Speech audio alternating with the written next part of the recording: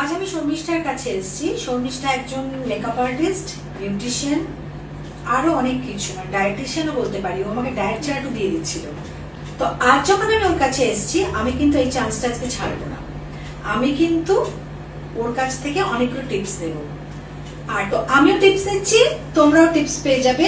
আমি যেটা জানতে চাইবো, আমি জানি তোমাদের সবার মনের মধ্যে এটা ঘুরপাক খাচ্ছে, সেটা হচ্ছে এই গরমে ভালো থাকার উপায়।